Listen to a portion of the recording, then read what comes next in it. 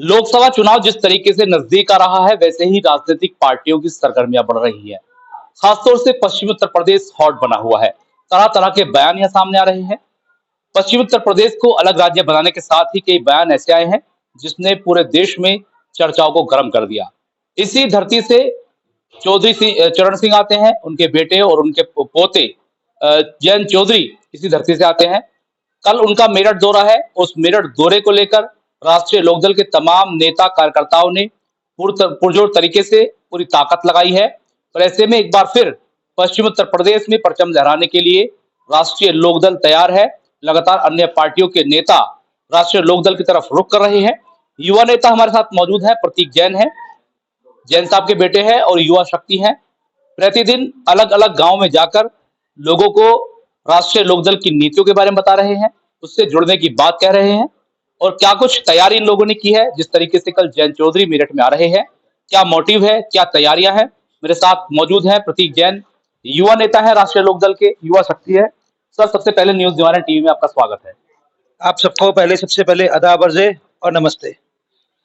प्रतीक भाई, जैन साहब चौधरी जयंत कल आ रहे हैं, तो क्या तैयारी है आपकी और क्या मोटिव है उनका आने का?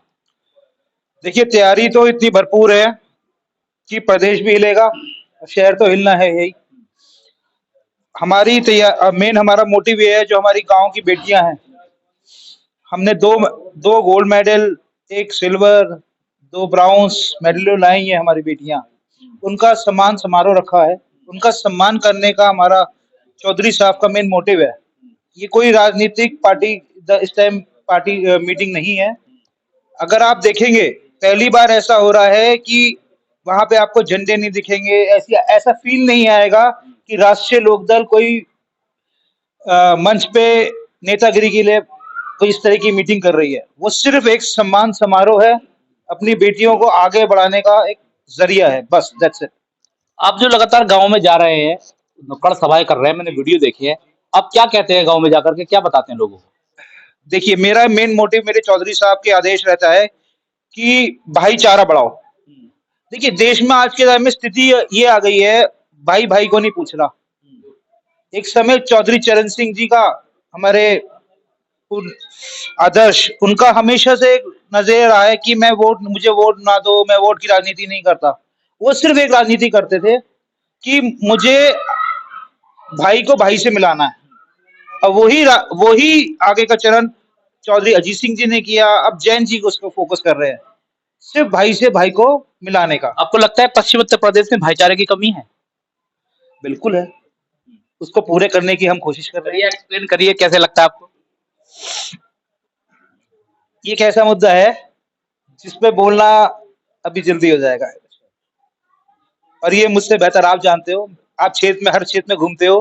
प्रत्यक्ष रूप से आपका सीधे सीधे निशाना एक कह सकते हैं सोच के खिलाफ। एक जो सोच है, सोच हिंदुस्तान के अंदर दो है, एक आपकी है, एक दूसरी पार्टी की है, तो निशाना आपका दूसरी वाली सोच पर है। क्या कह रहा हूँ, बीजेपी पे है सर। साफ कहने वाली बात क्यों बताइए ना। बीजेपी साफ ये कहती है कि हिंदू मुसलमान अलग अलग है। मेरी उम्र 36 साल है, मैं जैन परिवार से आता हूँ, बनिया कहलाता हूँ। बीजेपी दो बात कहती है, हिंदू मेरी तरफ है। भाई साहब, मैं कहाँ से आया? मैं भी तो हिंदू हूँ, जैनी हूँ, मैं भी तो कहीं से आया हूँ। 50 साल मेरे पिताजी को हो गए, 2 साल मुझे हो गए, 52 साल तो हमें हो गए। या तो इसका मतलब है हम हिंदू ही नहीं है ना। दूसरी बात, बीजेपी कहती है हिंदू भगाओ, पाकिस्तान भगाओ। क्या हमारे मुसलमानों का सहयोग कारगिल वॉर में और वॉरों में नहीं है? हम भी हिस्ट्री पढ़ी है, झंडों में से हरा रंग निकाल निकाल के ऊपर हम चढ़े थे। नहीं, लेकिन उनका तो फॉर्मूला 80 बनाम 20 का है, वो तो कारगर साबित हो रहा है हर बार। आपकी पार्टियों को, जो आपके सहयोगी दल है, उनको शिकस्त मिलती है हर बार। ये आप लोगों की वजह से है। मीडिया तो दिखाता है कि जी हम ये कर चुके हैं, हम ये कर चुके हैं। आप स्थिति में आओ ना, बच्चों की फीस नहीं जा रही है, कोई वोट देने को तैयार नहीं है। आप मुझसे बात करो, आप बाहर निकल के गांव में जाके, गलियों में जाके मीडिया की बात करो, तो हम तो देश में सबसे आगे हैं। इकोनॉमी की हमारी पता नहीं कहां पहुंच गई। हमारा पंप है जी, हम पेट्रोलियम का काम करते हैं, ठीक है। 60 रुपए बैलर पे जब 60 रुपए बैरल का रेट था, देखिए पेट्रोल और डीजल के रेट क्रूड डिसाइड करता है, इंटरनेशनल लॉ है ये, ठीक है। आप क्रूड के रेट जब भी 60 डॉलर था, अब हमारे को रशिया से डिस्काउंट मिला $40 का, तो अराउंड ऑफ मेरे ख्याल से $70 का रेट है क्रूड का। तो उस टाइम 60 रुपए लीटर था, जब $60 का था, $10 बढ़ गए। तो अगर हम $10 में 60 का और 100 का रेशो निकालें तो 70 रुपए डीजल कर लो। अरे आप 100 रुपए बेच रहे हो, उसे 70 रुपए कर दो, 30 रुपए कम कर दो, इकोनॉमी तो वैसे ठीक हो जाएगी। मगर नहीं, ये तो हर 2 दिन बढ़ा ही रहे हैं। आपने स्मृति ईरानी जी ने एक बात करी कि मैंने 200 रुपए कम कर दिया। अरे 10 साल से क्यों नहीं करे भाई कम? तुमने 1200 में 200 घटा दिए। मतलब ये है कि महंगाई बढ़ी है। बढ़ी है, हवा में है। अच्छा, आप स्मृति जी की बात कर रहे थे, जब विपक्ष में थी तो वो सिलेंडर लेके चलती थी, प्याज यहाँ डालकर चलती थी। अब कहाँ है? अब मैं आपसे पूछ रहा हूँ, आप विपक्ष में बैठे हैं, आप जनता को क्यों नहीं बता रहे तमाम चीजें जो महंगाई है? मैं जनता को सब बता रहा हूँ। मैं खाली आपको सिलेंडर और पेट्रोल की बात नहीं बताता, मैं तेल की बताता हूँ। सरसों का तेल हमारे, आज हम कुछ भी बना लें, रख डलेगा 240 रुपए 220 रुपए चल रहा है। पहले के टाइम में 50 रुपए हुआ करता था। मैं तो ये भी बताता हूँ। एक चीज मुझे ऑन टिप्स में, आप दो चीज ज्यादा हो जाएंगी आप लोगों के लिए। आप पत्रकार भाई हमारे जरा मोदी मोदी ज्यादा ही हैं, कुछ सच्चाई ना दिखा के आप ये चीज दिखाते हैं। आप मुझे ये एक चीज बताइए जो सस्ती हो। अभी इलेक्शन का दौर आ गया तो 50 रुपए प्याज कर दी, नहीं तो 100 रुपए 150 रुपए भी पहुंची थी।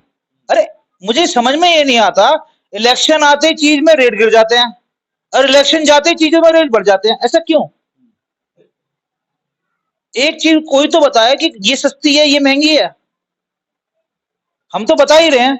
अच्छा, महंगाई चरम पर है, लेकिन किसान हो हल्ला कर रहे हैं कि उनकी जो फसलों के दाम ही नहीं मिल पा रहे हैं। किसी भी फसल की बात कर लो, दाम नहीं मिल रहे, लेकिन मार्केट में देखा जाए तो महंगाई बेशुमार है।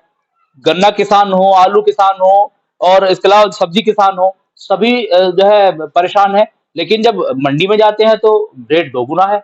ऐसा ये क्या चक्कर है? क्या सबको समझ में आता है? धान समझते हैं भाई क्या होता है? किसान की सबसे बड़ी जो रीढ़ की हड्डी है वो दो चीजें, धान और गन्ना, ठीक है। एक धान को उगाने के लिए पहले हम आम आदमी को ये समझना पड़ेगा 1500 रुपए का खर्चा आता है। मैं खुद इस टाइम गन्ना उगाता हूँ, धान भी उगाता हूँ। धान की मात्रा मैंने कम कर दी और गन्ने की मात्रा मैंने बढ़ा दी। उसका रीजन बताता हूँ। 1500 रुपए का खर्चा आता है, 1800 रुपए 1600 रुपए बिक्री है, ठीक है सर। जिसमें मैंने आपको तेल का खर्चा नहीं जोड़ा है, वो जोड़ोगे तो 1500 रुपए क्रॉस हो जाएगा। क्या इस चीज में घर चल जाएगा? नहीं चलने का। गन्ने की स्थिति और खराब है। सरकार ने कमिटमेंट किया था कि इतने रुपए हम बढ़ा देंगे, उतने तो छोड़ो, जो पहले पैसे दे दें हम तो गंगा जी नहीं आएंगे। बिजली के बिल, पिछला जो मैनिफेस्टो था 2022 का, तो चुनाव हुआ तो बिजली के जो बिल थे, कनेक्शन थे किसानों के, उनको खत्म करने की और मीटर हटाने की बात कही गई। लेकिन मैनिफेस्टो में बात है, लेकिन अब अभी तक अमल नहीं है। तमाम किसान आंदोलन कर चुके हैं, मीटर को तोड़ चुके हैं, हटा चुके हैं। विपक्ष कहाँ है सर? आप किसान किसान क्यों कर रहे हो? आप बात करो ना शहर। आप राष्ट्रीय लोकदल है, किसानों की बात ज्यादा करते हैं। हमारी पार्टी किसान की है, मगर हमारी पार्टी काम करती है आम लोगों के लिए भी, ठीक है सर। आज मैं क्षेत्र में किसानों पे भी घूम रहा हूँ, मैं ये नहीं कहूंगा नहीं घूम रहा, मैं क्षेत्र में भी घूम रहा हूँ। आज हम क्षेत्र में, मैं आज आपके जरिए ऐलान भी करता हूँ, आने वाले कुछ समय में पब्लिक के लिए मैं घेराव भी करने वाला हूँ, बिजली के लिए, आम पब्लिक के लिए। और ज्यादा दूर नहीं, हफ्ते भर के अंदर और 10 दिन के अंदर हम करेंगे। इस चीज को लेके हम अधिकारियों से मिलने भी वाले हैं। आ जाओ, आप जाओ क्षेत्र में जाओ ना सर, चाहे हिंदू के पास चले जाओ, चाहे मुसलमान के चले जाओ, चाहे सिख के पास चले जाओ, चाहे ईसाई के पास चले जाओ। आज मेजर हमने भी कंप्लेन, अभी मैं क्षेत्र में गया, एक परिवार के पास गया, उन्होंने कहा सर हम पिछले 10 दिन से 20 दिन से कंप्लेन कर रहे हैं कि हमारे मीटर ज्यादा तेज भाग रहे हैं। आप चेक कर लीजिए, ना तो सुनवाई है सर। हर 10 दिन में घर पे आ जाते हैं कि जी ये पैसे दो। अरे अब हमारा मीटर तो चेक करो। हमें कंप्लेन हमने लिखित में आपको दे रखी है कि हमारा मीटर खराब है, तेज भाग रहा है। आप उस पर अमल तो करोगे ना? आगे आप चेक तो करोगे कि मीटर में क्या कमी है, और जो हमारा बिल है हम ना पे कर रहे हो या हम डिफॉल्टर हो, अब मत आओ। हम डिफॉल्टर भी नहीं है, हमारा मीटर भी खराब है, आप हमसे 7 रुपए 8 रुपए मीटर बिजली मीटर यूनिट भी ले रहे हो, जिसका रेट 5 रुपए बल्कि 9 रुपए हो रहा है इस टाइम रेट, है ना। जहां 5 साढ़े 5 रुपए यूनिट किस टाइम में मिलता था, 4 रुपए 5 रुपए हमसे फालतू भी ले रहे हो, हमारी शिकायतें भी नहीं सुन रहे हो, तो फिर किस बात की सरकार। किसानों की तो बहुत दूर की बात है सर, आम आदमी, आम नागरिक, शहर का नागरिक ही बहुत परेशान है। क्या परिवर्तन की ओर है इस बार? अब जो आपका गठबंधन है, परिवर्तन ला सकते हैं इस बार? बिल्कुल आएगा सर, इस बार परिवर्तन इस बुनियाद से इस कदर आएगा कि बीजेपी की जड़ें इसी बार हिल जाएंगी, आप देखिएगा। और बीजेपी इस टाइम जितना खौफ में है ना, वो हमसे बेहतर वो मीडिया जानता है। ये जो सीबीआई की और तमाम जो रेड हो रही हैं, इनको लेकर क्या कहेंगे? डाल दो जेल में हमें, हम बैठे तैयार हैं, मैं जेल जाने के लिए तैयार हूं। अगर मेरे भाइयों को मेरे जेल जाने से कुछ फायदा होता है, डाल दो। अरे डालने, अरे इन कर ही क्या रहे हैं, किसी को भी उठाते हैं जो लोगों के लिए बीच में पहुंच जाता है काम करने, वो क्या करते हैं, सीबीआई वीबीआई लगा देते हैं, डाल देते हैं। होता क्या है, वो सोचते हैं डर जाएंगे, बनिएगा बेटा हूं जी, किसानों में अकेला हूं। हाँ, अभी तक तो डरा नहीं और ना आगे डरने का। तो ऐसे कई युवा हैं, ग्राउंड पर काम कर रहे हैं, डर नहीं रहे हैं, और परिवर्तन की आप बात कह रहे हैं। परिवर्तन, मुझे ये बताइए, भाजपा तो ये कह रही है कि वो उत्तर प्रदेश सहित देश भर में फिर एक बार परचम लहराने जा रहे हैं। ऐसे कौन से आपके पास जो है मुद्दे हैं, कौन सी ऐसी बातें हैं, या कौन सा चिराग ऐसा हाथ लग गया है कि इस बार भाजपा को उखाड़ने की बात कर रहे हैं? कुछ प्लान है? हम तो प्यार मोहब्बत की बात करते हैं जी, और तरक्की की बात करते हैं। हमसे जब भी आप बोलोगे हम तो कहेंगे हम तो भाईचारे की बात करते हैं, प्यार मोहब्बत की बात करते हैं। लोगों का प्यार है, वो जुड़ जाते हैं।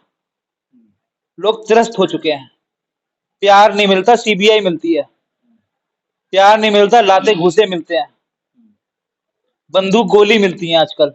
हम प्यार बांट रहे हैं। अच्छा, ये बताइए, देश भर में एक मुद्दा है फिलिस्तीन का और इजराइल का। भारतीय जनता पार्टी एक तरफ खड़ी है, इजराइल का समर्थन है, विपक्ष के लोग फिलिस्तीन का और जो वहाँ नरसंहार हो रहा है उसको गलत बता रहे हैं। तो आपका क्या स्टैंड है, क्या कहेंगे?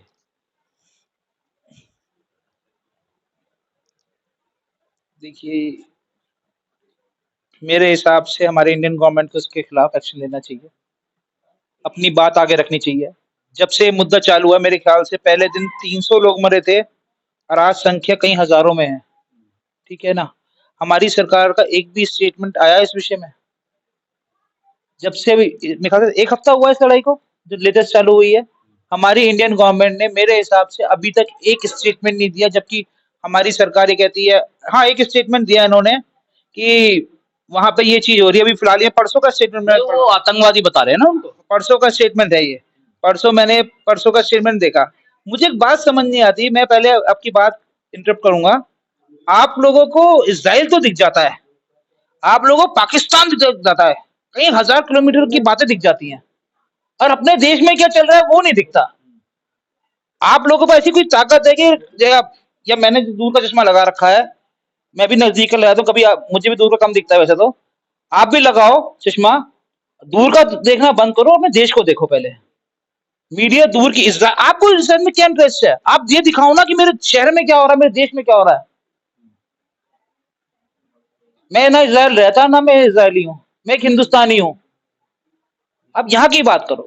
मीडिया हिंदुस्तानी क्यों दिखाता है? नहीं, मीडिया एक चीज दिखाता है, मोदी जी ने इतने रुपए की टी शर्ट पहन रखी है, इतने रुपए कपड़े पहन रखे हैं, मोदी जी ने आज गांव में जाके ये किया। मीडिया ये क्यों नहीं दिखाता? मोदी जी ने किया कुछ नहीं, आए रिबन काट के चले गए। लोगों की कंप्लेंट दिखाओ ना सर, इजराइल से क्या हो जाएगा दिखा के। नहीं, मैं तो ये पूछ रहा हूँ कि मतलब आम नागरिक होने के नाते, एज अ सिटीजन होने के नाते, भाई जो ह्यूमन नेचर है वो आपस में लड़ना नहीं चाहिए, लेकिन दो देशों के युद्ध में आम जनता पिस रही है। मैं तो उस पर पूछ रहा हूँ, ये इजराइल और जो फिलिस्तीन में चल रहा है। मैं भी तो आपसे पूछ रहा हूँ कि मैं भी तो आपसे पूछ रहा हूँ, आप यहाँ का क्यों नहीं दिखाते? मैं आपको दिखा दे रहा हूँ, सर मुझे दिखा रहे हो, बड़ी मुश्किल से दिखा रहे हो। डेली दिखाऊं ना सर? रोज दिखाएंगे आपको। रोज दिखाएंगे, चलिए रोज मैं आपके साथ बैठूंगा, चिंता मत करिए। चलिए, तो ठीक है, ये थे हमारे साथ प्रतीक जैन। ये राष्ट्रीय लोकदल के युवा नेता हैं। वो बड़े जोश के साथ अपनी पार्टी के साथ खड़े हैं, इंडिया गठबंधन के साथ खड़े हैं और परिवर्तन की बात कर रहे हैं। महंगाई से लेकर तमाम मुद्दों पर मुखर होकर इन्होंने अपनी राय रखी है। लेकिन भविष्य में किस तरीके के परिणाम आने हैं, क्या परिवर्तन होने वाला है या अभी जो चल रहा है वही चलेगा, ये तमाम चीजें भी भविष्य के गर्भ में है। अपने सहयोगी आरिफ मोल्ला के साथ मनोवर चौहान,